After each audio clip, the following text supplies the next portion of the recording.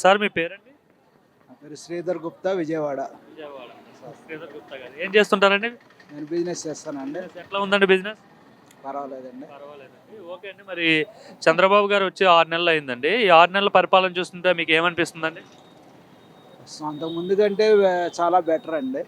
ఏంటి అంత ముందు కన్నా చాలా బెటర్ అనే కాంప్లిమెంట్ ఇస్తున్నారు. దేనికోసం ఇస్తున్నారు ఇది? అంతకుముందు రాజధాని లేదనే అన్న దాంతో మొత్తం అంతా కుంటుపడిపోయింది వ్యవస్థ అంతా లంచగొండితనాలు. ఇప్పుడు ప్రస్తుతం గతంలో చేసిన తప్పుని సరిదిద్దడానికి ఈ 6 నెలల్లో సరిపోయింది. ఇప్పుడు నుండి గవర్నమెంట్ లైన్లో పడుతుంది. బట్ అయితే ఏంటంటే ఇసుక ఫ్రీ అన్నారు, అన్ని ఊళ్ళల్లో అందరికీ అందుబాటులో లేదు, అది ఒకటే సమస్య. నాకైతే యాక్చువల్గా ఇసుక మోసుకొచ్చే బోట్స్ ఉన్నాయి. ఆ బోట్లకి గత ప్రభుత్వం పర్మిషన్ ఇవ్వలేదు, ఈ గవర్నమెంట్ కూడా పర్మిషన్ ఇవ్వలేదు. అయినా కానీ బాగుందని చెప్తున్నాను. వెంటనే ఇస్తారని చెప్పని ఆశిస్తున్నాం. ఎందుకనంటే కోట్ల రూపాయలు ఇన్వెస్ట్మెంట్ పెట్టి ఆ బోట్లకు పర్మిషన్ లేకుండా ఎప్పుడు ఇస్తారా అని ఎదురు చూస్తున్నాం. మైనింగ్కి పర్మిషన్ లేదు. ఆ మైనింగ్ పర్మిషన్ లేనందు మూలంగా ఎర్రమట్టి కానీ, గ్రానైట్ కానీ, ఇసుక కానీ అలా దాని మీద ఆధారపడి బతికే కొన్ని వేల మంది ఖాళీగానే ఉన్నారు. గవర్నమెంట్ మీద ఆశతో ఎదురు చూస్తున్నారు. అంతకుముందు కంటే ఏదైనా రాజధాని ఉంది, రాజధాని కట్టాలి, గ్యారంటీగా విన్ అవుతాము, బతుకుతామని ఇప్పుడు ఇన్ని వేల మంది ఆశతో ఎదురు చూస్తున్నారు. పని లేకపోయినా ఈ గవర్నమెంట్కే సపోర్ట్ చేస్తున్నారు. అంటే గతంలో ఎక్కడా కూడా ఉపాధి లేదు, పనులు దొరికేవి కాదు, పక్క రాష్ట్రాలకు వెళ్ళాల్సి వచ్చేది అని చెప్పేవారు. సో మరి ఇప్పుడు ఎలా ఉండబోతుంది? ఇప్పుడు బాగుంటుందని ఆశిస్తున్నాం. ఇప్పటిదాకా గత ప్రభుత్వం చేసిన తప్పులకి సరిదిద్దుకోవడానికి టైం సరిపోయిందని ఎక్స్పెక్ట్ చేస్తున్నాం. ఈ లారీ ఓనర్లు కానీ, ప్రొక్లైన్ ఓనర్లు కానీ, పడవల ఓనర్లు కానీ ప్రస్తుతం ఖాళీగా ఉన్నారు. కానీ వర్క్ ఇస్తే ఈ కూలీలు, మా దగ్గర వర్క్ చేసే కూలీలు అందరూ ఖాళీగా ఉన్నారు. వర్క్ ఇస్తారని చెప్పనని ఎదురు చూస్తా ఎలా ఉన్నాం. ఉందండి చంద్రబాబు గారు పనితీరు చూస్తుంటే? ఎందుకంటే ఆయనే స్వయంగా ఇంటింటికి వెళ్ళి ఫెన్షన్ ఇస్తున్నారు 1వ తారీఖున. ఏమనిపిస్తుంది ఒక ముఖ్యమంత్రి స్థానం నుండి ఆయనే ఇంటికి వెళ్ళి ఫెన్షన్ ఇవ్వడం? అది చాలా గొప్ప విషయం. రేపు మన వరదలు వచ్చినప్పుడు ఆయన దగ్గరుండి చూసుకున్నారు. ఆయన చూసినప్పుడు కింద మిగతా ఎమ్మెల్యేలు, ఎంపీలు కూడా దగ్గరుండి చూసుకున్నారు. అది వెంటనే రికవరీ అయింది. గతంలో చంద్రబాబు నాయుడు గారి పరిపాలనలో కూడా తుఫాన్లు వచ్చినప్పుడు విశాఖపట్నంలో ఆయన దగ్గరుండి చూసుకున్నారు. వెంటనే కరెంటు కానీ అన్నీ పునరుద్ధరించారు. ఇప్పుడు కూడా అలాగే అభివృద్ధి చెందుతుందని ఆశిస్తున్నాం. అది ఇంకా యువతకు ఉపాధి గురించి ముఖ్యంగా చూసుకుంటే ఎంప్లాయ్మెంట్ గతంలో ఎక్కడా లేదు అని చెప్పేవారు.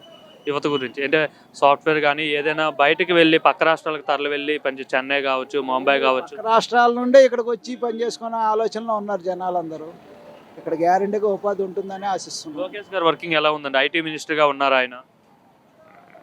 Happy government. గ్యారంటీగా చంద్రబాబు నాయుడు గారి పరిపాలనలో ఆంధ్రప్రదేశ్ అభివృద్ధి చెందుతుంది. దాని 100%. అంత నమ్మకం ఏంటి బాబు గారి పైన మీకు? గత ప్రభుత్వంలో ఏ పనులు జరిగేవి కాదు, రాజధాని అన్నదే లేదు, ఎవరికైనా సిగ్గుచేటు ఎక్కడికి వెళ్ళినా. ఇప్పుడు అలా కాదు. ఆ ప్రభుత్వం చేసిన తప్పుల్ని దీన్ని ఇప్పటిదాకా కవర్ చేశారు కాబట్టి ఇంకా అభివృద్ధిలోకి పరిగెత్తిస్తారని చెప్పి ఆలోచిస్తున్నాను. రోడ్ల పరిస్థితి ఎలా ఉంది సార్? ప్రస్తుతం ఎలా ఉంది, ఇంతకుముందు ఎలా ఉంది? ప్రస్తుతం రోడ్లు అన్నీ బాగున్నాయి. గతంలో ఎలా ఉండేవండి రోడ్లు? గతంలో నేనంటే సిటీలో ఉన్నాను కాబట్టి తెలియదు, కానీ విలేజ్ ఉంటారు కదా, లారీలు తిరగబడిపోయే పరిస్థితి గతంలో. ఇప్పుడు ఆ పరిస్థితి లేదు. హ్యాపీగా ఎక్కడి నుండి ఎక్కడికి వెళ్ళాలన్నా మంచి రోడ్లు అవి మంచిగా ఉన్నాయి. అది ఓవరాల్గా బాగుందంటారు? ఓవరాల్గా బాగుందండి. అన్న మీ పేరు? అన్న నా పేరు డిఎన్ రవి ప్రకాష్ అండి. ఏం చేస్తుంటారన్న? నేను ప్రైవేట్ ఎలక్ట్రీషియన్. ఎలా ఉందన్న 6 నెలలు అవుతుంది గవర్నమెంట్ వచ్చి, ముఖ్యమంత్రిగా చంద్రబాబు గారు ఎలా చేస్తున్నారు ఏంటి? ముఖ్యమంత్రిగా చంద్రబాబు నాయుడు గారి పనితనం, అతను 40 సంవత్సరాల ఎక్స్పీరియన్స్ ఒక 3 నెలల్లోనే ఆంధ్రప్రదేశ్ని అభివృద్ధి పదంలో నడిపించారు. ఏంటి ఈ 5 ఏళ్ళు ఎలా ఉండబోతుంది బాబు గారి హయాంలో? చంద్రబాబు నాయుడు గారు, పవన్ కళ్యాణ్ గారు డిప్యూటీ సీఎంగా 5 సంవత్సరాల్లో 50 సంవత్సరాల అభివృద్ధిని చేసి చూపిస్తారు మీకు. ఏంటి అంత నమ్మకంగా చెప్తున్నారండి మీరు? ఇది నమ్మకం కాదండి. ఇంతకుముందు ఆయనకున్న ఎక్స్పీరియన్స్. ఆయన ప్రధానమంత్రి క్యాండిడేట్, ఏదో మనకి సీఎంగా సర్వీస్ చేస్తారు. ఒక దేశానికి ప్రధానమంత్రి అయితే మన భారతదేశం ప్రపంచంలో నెంబర్ 1గా ఉంటుంది. అంత విజన్ ఉన్న వ్యక్తి ఆయన. అది మన రాష్ట్రానికి అదృష్టం. మరి విజయసాయి రెడ్డి రీసెంట్గా అంటున్నాడు చంద్రబాబు ముసలోడు అయిపోయాడు, ఇలాంటి పరిస్థితుల్లో వేరే వాళ్ళ నాయకత్వం వహిస్తే బాగుంటుంది, కానీ చంద్రబాబు నాయకత్వం నుంచి తప్పించుకోవాలి మన రాష్ట్రానికి అనేసి అయితే విజయసాయి రెడ్డి అంటున్నారు కదా. వాళ్ళ మాటలు ఏం తీసుకోమండి మేము. ముసలోడు అయిపోయాడు చంద్రబాబు, ఈ వయసులో ఏం చేస్తాడని చెప్పి. వాళ్ళ మాటలు ఏం తీసుకోవడానికి లేదు.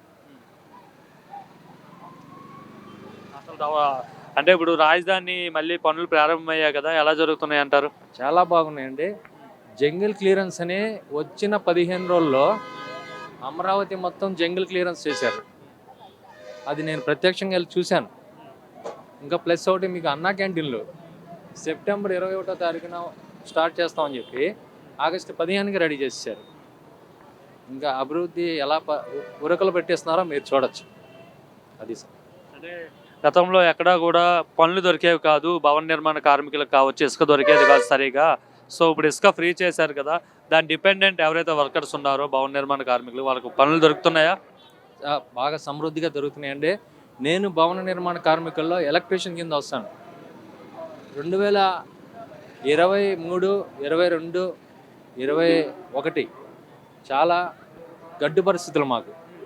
ఎంతో గడ్డు పరిస్థితుల్లో మేము చాలా ఇబ్బందులు పడ్డాం. బాబు గారు ఎప్పుడైతే ప్రమాణ స్వీకారం చేశారో ఆ రోజు నుంచి మాకు ఖాళీ లేదు. నిజమే, నిజం అది, అబద్ధం కాదు. చేతి నుండి ఇప్పుడు కూడా నేను ఇప్పుడు టైం 7:30 అవుతుంది, నేను వర్క్ నుంచి వస్తాను, ఖాళీ లేదు మాకు. నిజంగా చెప్పి పని దొరుకుతుందా? పని జరుగుతుంది అంత మనస్ఫూర్తి.